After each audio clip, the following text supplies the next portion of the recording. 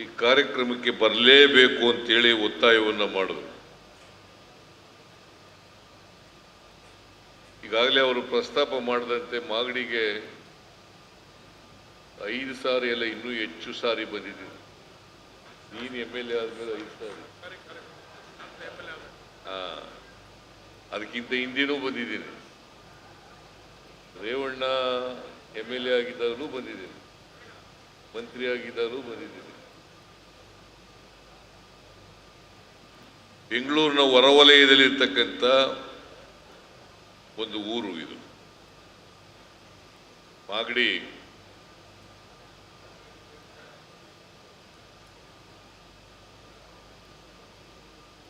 ಬಹಳ ಪ್ರಮುಖವಾದಂಥ ಪಟ್ಟಣ.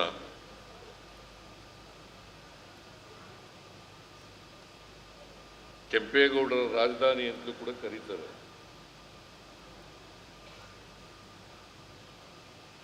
ಕೆಂಪೇಗೌಡರು ಬೆಂಗಳೂರು ನಗರವನ್ನು ಕಟ್ಟಿದವರು.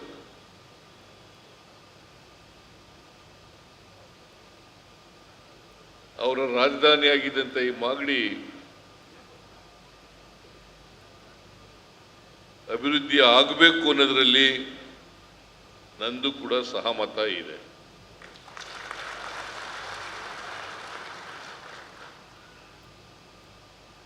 ಅದಕ್ಕೇನೆ ನಾನು ಹಿಂದೆ ಮುಖ್ಯಮಂತ್ರಿ ಆಗಿರುವಾಗ ಕೆಂಪೇಗೌಡರ ಜಯಂತ್ಯೋತ್ಸವವನ್ನು ಕೂಡ ಆಚರಣೆ ಮಾಡಿದೆ. ಆಮೇಲೆ ಪ್ರಾಧಿಕಾರನೂ ಕೂಡ ಮಾಡಿದೆ. ಇದರ ಉದ್ದೇಶ ಕೆಂಪೇಗೌಡರು ಎಲ್ಲರೂ ಸ್ಮರಿಸ್ಕೋಬೇಕು. ಅವರ ಜಯಂತ್ಯೋತ್ಸವವನ್ನು ರಾಜ್ಯ ಸರ್ಕಾರವೇ ಮಾಡಬೇಕು. ಈಗ ಬಹಳ ಜನ ನಾವು ಒಕ್ಕಲಿಗರ ನಾಯಕರು ಅಂತ ಹೇಳ್ಕೊಳ್ಳೋರು ಮಾಡಲಿಲ್ಲ. ಇದನ್ನ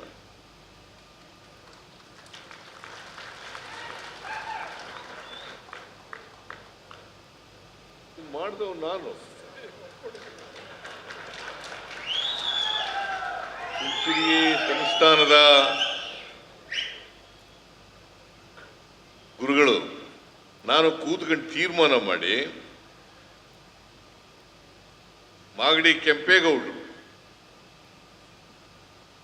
ಬೆಂಗಳೂರು ನಗರವನ್ನ ಕಟ್ಟಿದ್ದಾರೆ.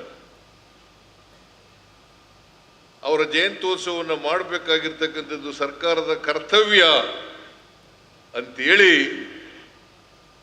ಅವರ ಜಯಂತ್ಯೋತ್ಸವವನ್ನು 2016-17ರಲ್ಲಿ ಮಾಡಲಿಕ್ಕೆ ಪ್ರಾರಂಭ ಮಾಡಿದ್ದು ಸಿದ್ದರಾಮಯ್ಯನ ಸರ್ಕಾರ, ಕಾಂಗ್ರೆಸ್ ಸರ್ಕಾರ ಅಂತಕ್ಕಂಥದ್ದನ್ನು ಮರಿಲಿಕ್ಕೆ ಸಾಧ್ಯ ಇಲ್ಲ. ಈಗ ಪ್ರತಿ ವರ್ಷ ನಡ್ಕೊಂಡು ಹೋಗ್ತಾ ಇದೆ ಜಯಂತ್ಯೋತ್ಸವ. ಹೆಚ್ಚಿನ ವಿಡಿಯೋಗಳಿಗೆ ಪ್ರತಿಧ್ವನಿ ಯೂಟ್ಯೂಬ್ ಚಾನೆಲ್ ಸಬ್ಸ್ಕ್ರೈಬ್ ಮಾಡಿ, ಬೆಲ್ ಐಕಾನ್ ಕ್ಲಿಕ್ ಮಾಡಿ.